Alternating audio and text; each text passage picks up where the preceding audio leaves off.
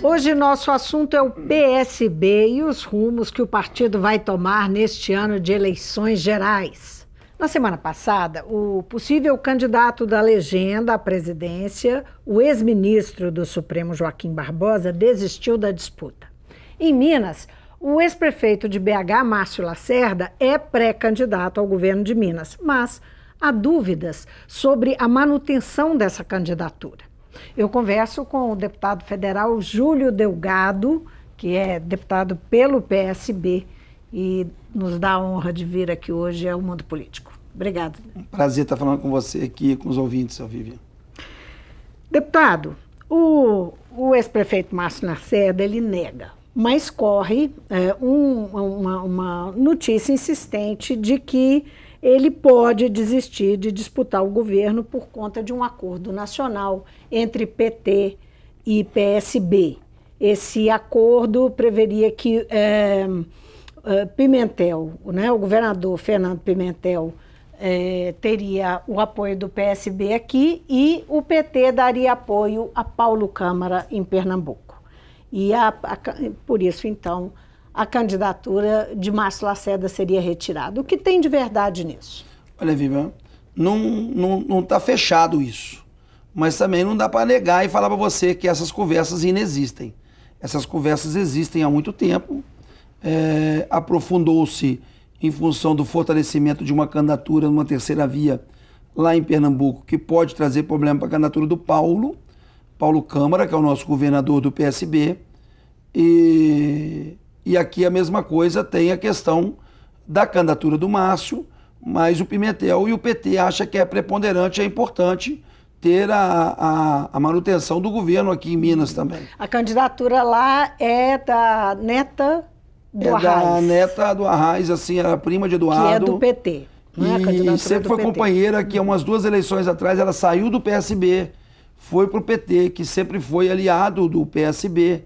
E ela começou a criar uma ala dissidente, sendo que tem uma ala do PT lá dentro que defende essa aliança com Paulo Câmara. O próprio senador Humberto Martins defende, Humberto Costa defende essa aliança. Então existe essa conversa. Uma situação semelhante aqui, né? Sim, existe essa conversa muito forte dentro do PT. A gente conversa com deputados, senadores que colocam conosco a existência dessas especulações. A gente sabe que o governador Pimentel está para ir a Pernambuco para uma conversa para tratar da questão da privatização da Eletrobras, que envolveria Furnas. Né? E é lógico que o assunto político não vai faltar à pauta. Achar que eles vão só conversar sobre a manutenção das empresas das hidrelétricas nossas, Furnas, Chesf e outras questões, é você não reduzir um papel de políticos num período da política. Então, o que se pode esperar do Márcio Lacerda?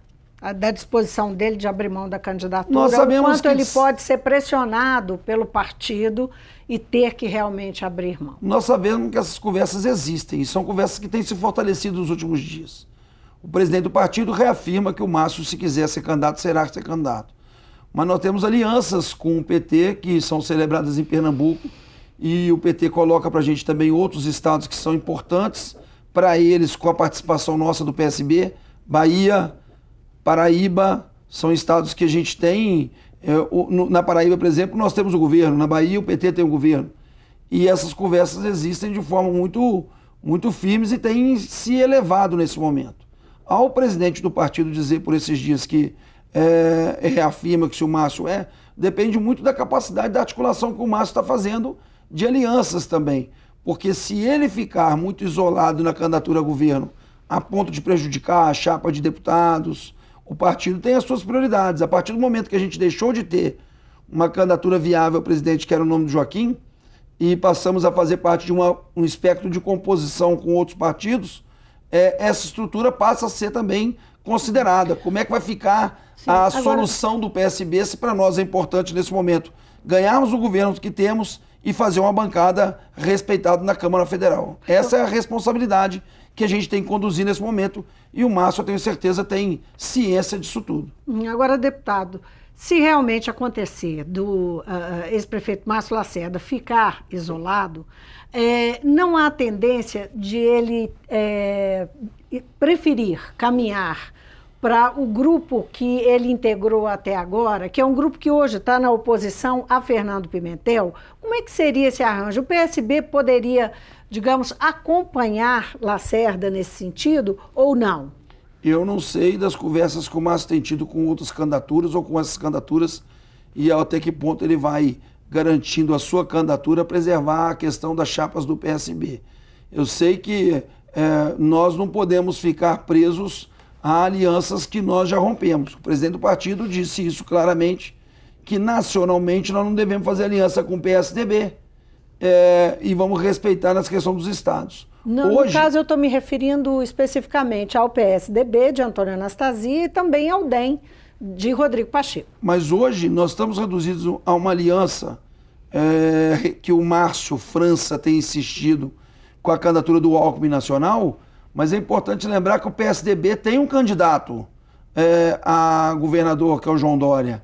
Isso impede que a gente possa estar aderindo campanhas do PSDB no resto do país. Essa situação está restrita a São Paulo. Nós temos hoje um Márcio defendendo o nome do Alckmin e nenhum outro estado fazendo isso. Quer dizer, nós não vamos caminhar numa chapa que tem aqui a sustentação da candidatura presidencial do Alckmin, no caso a do ex-governador Anastasia, e que possa passar por partidos que nós resistimos durante todo esse período do governo Temer. Sabe-se que o Alckmin tem feito a preferência de conversar com partidos do centro, e ao conversar com partidos do centro, o próprio MDB do Temer, que a gente rechaça de qualquer forma, não tem nenhuma condição de nós aqui estarmos num palanque, aí eu falo de Minas, em que possa estar fazendo palanque para o Alckmin nacionalmente. Então, eu acho muito difícil que a gente possa caminhar com a candidatura do ex-governador Anastasia, apesar de saber que a gente vai ter defecções que estiveram no lançamento pelo respeito ao nome e à trajetória do ex-governador Anastasia. Então, sem Joaquim Barbosa, sem uma aliança com o PSDB e um apoio a Alckmin, quais seriam os caminhos possíveis para o partido na disputa presidencial? Que apoios o PSDB, que alianças o PSB poderia fazer? Nós estamos sendo procurados, temos dois caminhos hoje que são teses menores, mas eles existem, não estão na faixa do zero, que é a candidatura da Marina Silva e a candidatura do Álvaro Dias. São duas candidaturas, a Marina tem conversado com o presidente Siqueira, assim como a presidente do partido, Renata Abreu, e o próprio Álvaro têm conversado conosco. Mas elas são hoje minoritárias no partido nacionalmente. As duas teses que preponderam pelas questões regionais é uma tese que ainda segura pela candidatura do Ciro Gomes e a outra tese que eu sempre refutei, porque o partido não tem uma característica de ser partido federativo, de só ter força nos estados ou de fazer só bancada. Sempre relutei contra isso. O PSB não tem vocação para ser um partido sem projeto nacional, que é a gente liberar, cada um no seu estado tocar a sua conveniência. Nacionalmente não fazemos coligação com ninguém. Isso desfigura o PSB, isso é ruim para nós, mas as circunstâncias do momento podem nos levar a essa condição. Então tem duas teses mais fortes, que é a liberação ou apoio ao Ciro, e duas teses que ainda existem, que é um possível apoio à Marina ou ao Álvaro Dias. Esses são os 4 jogos que estão colocados na mesa para a gente jogar nas eleições presidenciais. No caso de Ciro Gomes, existe uma proximidade de Márcio Lacerda com ele? Histórica. O Márcio foi secretário executivo do Ciro enquanto ministro da integração do governo Lula. Então, foi ali, inclusive, que o Márcio teve uma primeira iniciação na vida política administrativa, quando ele, saindo das suas questões pessoais, foi ser secretário executivo do Ciro. Dali se criou uma boa relação e, depois disso, o Márcio teve, por arranjo do próprio Ciro, uma articulação com o Pimentel e com o Aécio para ser o candidato a prefeito em 2008, quando, de uma forma inédita e acredito que seja única e exclusiva, ele foi o candidato do governador do estado, então Aécio Neves, e do prefeito da capital, Fernando Pimentel. Agora, o PSB também sempre teve uma proximidade histórica com o PT, né, de alianças e tudo. Com esse cenário, não é? O ex-presidente Lula, que está preso como candidato, como é que fica a perspectiva de uma eventual aliança com o PT nacional? Elas podem passar muito mais para o campo regional e, eventualmente, pode até ser que chegue em Minas. mas nós não temos a menor condição de ficar aguardando essa solução que o PT tem como única opção nesse momento, que é fazer o registro do Lula, aguardar a sua impugnação eleitoral pela questão de inegibilidade, né, pelo fato de estar preso, mas ele é inelegível pela lei do ficha limpa. Então, eles vão registrar no dia 15, vão esticar isso. Depois o Lula vai ser impugnado, aí vai ter um recurso. Esse processo deve se resolver até início, meados de setembro. Isso se não houver uma mudança de rota, né? Lógico. E aí o PT, se eles... Porque lá, dentro do PT mesmo, existe divisão. Sim. Tem gente que já defende uma atual definição de uma candidatura. Que eu estou dizendo, se tiver uma definição ou de uma composição até com o Ciro. Uhum. Mas eu não acredito que isso vá preponderar nesse momento, porque existe claramente uma tendência deles esticarem essa corda aí até agosto e setembro, para aí talvez tirar da manga da cartola um coelho aí para candidatura, para substituir o Lula. E não dá nem para o PSB, nem para os outros partidos ficar aguardando essa solução, porque a gente não sabe qual será esse nome e quem será. Agora, deputado, com a desistência de Joaquim Barbosa, como é que essa desistência repercute no PSB do ponto de vista da formação de chapa proporcional, de fazer bancada do PSB na Câmara dos Deputados, né? A gente sabe que uma candidatura majoritária ela é capaz de produzir muito mais resultados também na composição lá da Câmara dos Deputados, um número maior de deputados. Como é que isso foi rearranjado, rediscutido? Como é que o partido pensou isso? Viviane, nós participamos disso diretamente. Eu estive muito envolvido no primeiro convite, na ida, nas conversas com o ex-ministro Joaquim Barbosa. Inclusive, quando nós marcamos esse programa que estamos aqui conversando, ele ainda era candidato e a gente tinha colocado pesquisas para poder ver como é que estava a situação. Joaquim já estava à frente dos outros candidatos, tirando o Lula aqui em Minas Gerais. E isso teria um impacto muito grande na chapa. Inclusive Bolsonaro. Inclusive Bolsonaro.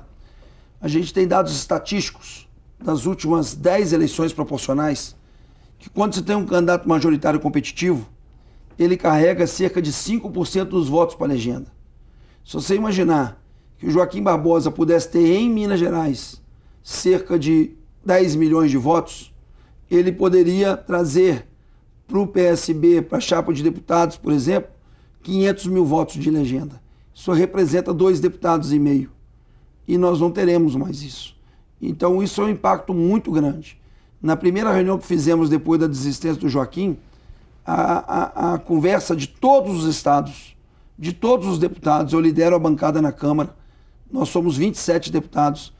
O movimento, em vez de ser de discussão de qual seria a nossa saída ali para frente, era de lamentação. Do Acre, se você colocar até a Paraíba, que são os pontos setentrionais, como do Amapá até o Rio Grande do Sul, era lamentação pelo fato de nós termos pedido a alguém que iria ganhar as eleições. Ele iria ganhar as eleições. Seria presidente da República. E talvez isso tenha o assustado no primeiro momento. E mesmo que se isso... o Júlio está sendo otimista demais, está sendo muito ufanista nisso. Ele teria um resultado esplendoroso em Minas Gerais. Exatamente o que assustava? Não era o cargo, porque sobre isso ele já devia ter pensado, né? Eu acho que ele sabia. O fato dele ver que ele não é apegado mesmo, foi o que ele nos justificou. A glamour de poder, palacianos, dessa estrutura de ser presidente, com todo aquele aparato, isso nunca o sensibilizou. E o que pesou realmente foi a questão familiar. Ele tem um peso familiar muito grande. Nós sabíamos desde o começo, ele nunca nos escondeu. Não houve traição, não houve abandono. Ele falava que tinha um peso muito grande na questão familiar, que o impedia ainda de definir. E eu acho que isso preponderou na hora final. E acho que ele foi, inclusive, ético conosco, ao ter anunciado isso, quando ainda estava ali no meio das pesquisas. Você imagina se lá para frente ele fala isso, liderando as pesquisas e nos deixando sem um caminho a ser procurado que nós estamos fazendo a partir de agora. Então, acho que isso foi um impacto realmente muito grande nas bancadas, nas articulações, porque por mais que as pessoas diziam que o Joaquim tinha resistência, ele conseguiu mais do que o Eduardo em 14, porque o Eduardo em 14 tinha resistência em alguns estados que achavam que ele não deveria ser candidato e compor com a Dilma para vir agora em 18. O Joaquim tinha conseguido unificar o partido. Nós não tínhamos mais resistências internas. Nós tínhamos o partido todo focado numa candidatura majoritária a presidente que iria puxar as demais. E ajudar o próprio Márcio França em São Paulo. Agora o Márcio França, sem o Joaquim, passa dificuldade, porque o Alckmin pode se aliar só ao Dória e abandonaram no meio da caminhada. Agora, deputado, o PSB fez vários governadores, né, nas eleições de 2014. O senhor imagina que o partido, que estratégias o partido está adotando nesse sentido? Se vai investir mais regionalmente? Nós elegemos 3 governadores e com a saída dos governadores a hora para se candidatar, nós temos 5 governos. Isso. O PSB hoje é o partido que governa o maior número de brasileiros no geral. Nós temos 5 estados, lógico, com a entrada de São Paulo. A responsabilidade nossa é a reeleição desses 5 estados como pauta prioritária. Ainda entram aí Espírito Santo, que a gente tem um candidato muito competitivo, o ex-governador Casagrande, Tocantins, o prefeito da capital Amasta, e Sergipe. Então a gente pode ter o potencial de chegar até a 8 estados sendo governados pelo PSB. E mais a responsabilidade de fazer uma boa bancada. Essa é a grande responsabilidade nossa. Sem contar a situação de Minas, que fica nessa pendência, que diz, se Minas entrar, o Márcio entrar, ele é competitivo e pode dar para a gente um 9º estado. E aí, com Minas e São Paulo, o PSB se torna um partido muito hegemônico no país. Se isso não acontecer, a gente corre o risco de voltar a nordestinizar. Quer dizer, se eventualmente a gente não tem uma candidatura em Minas, perde em São Paulo, perde no Distrito Federal, a gente ter Sergipe, Paraíba, Pernambuco e Rio Grande do Norte, nós vamos ficar mais uma vez reduzidos a ser um estado nordestino, e isso não é o desejo de nós que somos aqui, vamos dizer, da esfera sul do partido, né? Por isso que a gente queria um candidato mineiro a presidente. Deputado, vamos falar um pouquinho do Congresso, da pauta do Congresso, da pauta da Câmara dos Deputados, mais especificamente. Na semana passada, houve alguns avanços na agenda do governo Temer no Congresso. Foi aprovado o relatório da medida provisória que reestrutura o setor elétrico, que é uma medida provisória que tem muitas críticas, há críticas no sentido de que ela abre caminho para uma privatização. Enfim, os críticos da privatização do setor elétrico estão tentando impedir esse avanço. Qual que é o conteúdo realmente que a MP traz e qual que é a perspectiva disso ser aprovado? O projeto que vem em seguida, que ainda está na comissão meio atrasado, eles tem um projeto de lei e uma MP. A MP foi aprovada na comissão, agora ela está pendente de votação no plenário. Isso. E ela caduca dia 1º. E a MP dá abertura para isso. Por isso eles estão considerando tão prioritário votar, né? Estão trabalhando violentamente e nós tentando fazer o que nós chamamos. Nós votamos essa semana algumas coisas. Votamos a questão da regulamentação da empresa que vai gerar o pré-sal. Votamos na semana passada a medida provisória da regulamentação de ações dos agentes comunitários. Isso está sendo votado. Mas a gente tem feito uma operação tartaruga lenta para poder não chegar nessa medida provisória, que é 814. Para você ter uma ideia, essa semana nós votamos 811.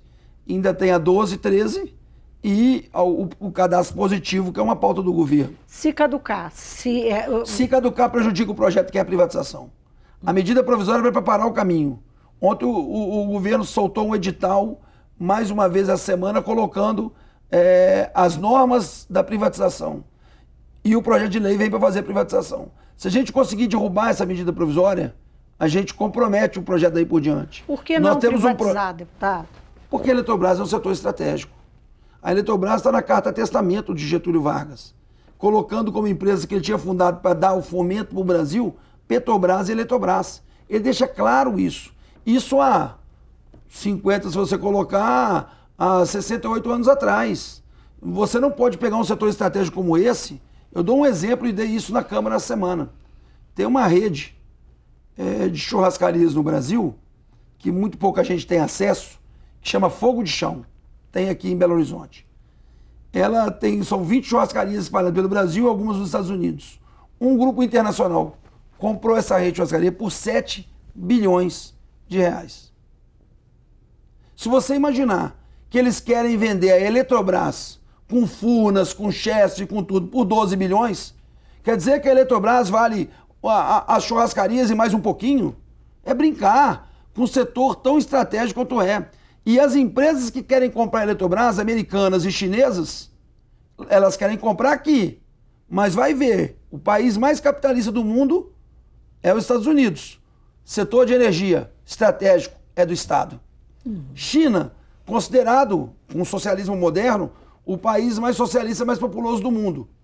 Eles querem comprar aqui, como comprar as 4 usinas nossas da CEMIG. Mas eles querem comprar a Eletrobras. Mas vai lá ver se o setor da energia deles vai ser privatizado. É estatal. Por que nós, que somos um país emergente, que queremos sair, que geramos dividendo na geração, que a nossa energia 70% ainda é limpa, porque ela é formada por hidrelétricas, por que nós vamos vender um capital desse pela bagatela que eles estão querendo fazer? Essa é uma negociação que não pode acontecer. É um setor estratégico como nós já cedemos outros. Você fazer privatização, parcerias público-privadas de estradas, de aeroportos, de portos, isso é uma coisa concebível. Isso poderia trazer prejuízo para o país. Agora, a Eletrobras não dá para a gente conceder. Mesma coisa você pensar que você pode vender a Petrobras com todos esses escândalos que aconteceram. Por isso que a gente vai lutar verdadeiramente nessas próximas 2 semanas para chegarmos até o feriado de Corpus Christi e aí na sexta-feira, sem votar, caduca a medida provisória e nós teremos uma grande vitória para o povo brasileiro. Como é que é o clima hoje na Câmara em relação à pauta? Caminha nesse sentido? Há um clima também de paralisia por causa da proximidade das eleições. A pauta do governo, que eu digo. O governo está patinando, mostra números muito ruins. Os dados dessa semana são piores. A base dele está enfraquecida. Depois de 6 anos, o maior índice de desemprego da história. Nós temos quase 30 milhões de pessoas desempregadas. A faixa chegou a 27,8 milhões. O senhor acha que isso tem a ver com a reforma trabalhista que foi aprovada ano passado? O senhor defendeu a reforma, não defendeu? Não, trabalhista? Fomos contra a reforma. Contra a reforma? Contra a reforma porque ela tinha questões pernósticas. A questão do trabalho intermitente, que dava a pessoa sem garantir uma jornada, um salário mínimo, isso era... Você acha que foi um erro aprovar a reforma? Eu acho que foi um erro, já está provado aí.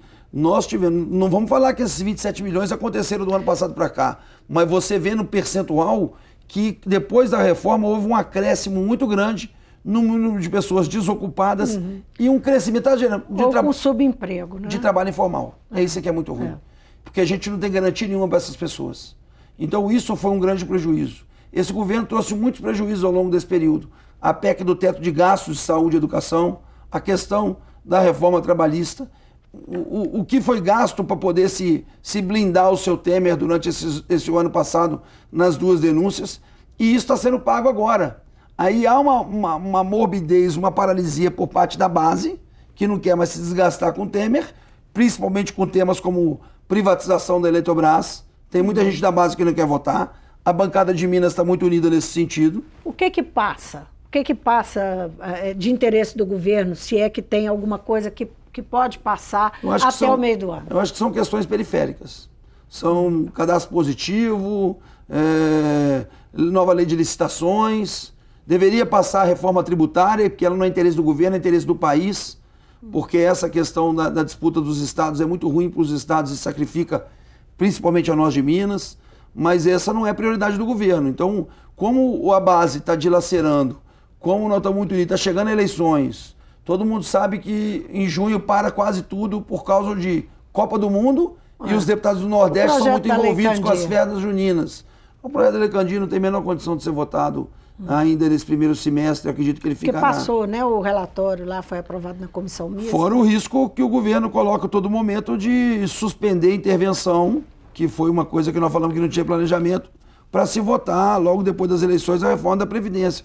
Nós estamos muito atentos a essas questões, dizendo que esse governo não poderia fazer essas reformas profundas num final tão lamentoso como Aquela história de que recupera a reforma da Previdência no final do ano, o senhor acha improvável? Eu acho que é difícil, eu acho que a gente tem que discutir isso nas eleições, e quem ganhar as eleições vai ter legitimidade, o parlamento que foi eleito vai ter legitimidade para poder fazer esse processo todo. Esse parlamento que está aí e esse governo que está aí patinando nos seus 80% de impopularidade, não tem condição de fazer reformas e nem privatizar nada. Nós temos um projeto do PSB que proíbe que qualquer governo, não é esse do Temer não, no último ano, Não pode privatizar nada. O cara tá querendo limpar o resto do fundo da reserva da poupança que o cara tem em casa. Eu vou limpar aqui o tacho aqui, tirar o restinho das moedas para deixar para quem vai entrar nada.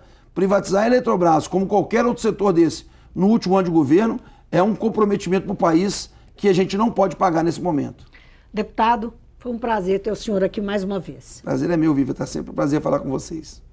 Eu conversei com o deputado federal Júlio Delgado, do PSB. O nosso assunto principal aqui foi, nós falamos do Congresso, da pauta do Congresso, mas sobretudo do PSB, dos rumos que ele vai tomar aqui em Minas, nos estados, as negociações que estão acontecendo entre os estados, inclusive com o PT, e também com o que rumo o partido toma com o fato de ter ficado sem candidato, que o candidato era o Joaquim Barbosa, não era oficial, mas havia essa expectativa. Essa foi mais uma entrevista que integra a nossa cobertura eleitoral. O Mundo Político fica por aqui. Obrigada por nos acompanhar e até o próximo programa.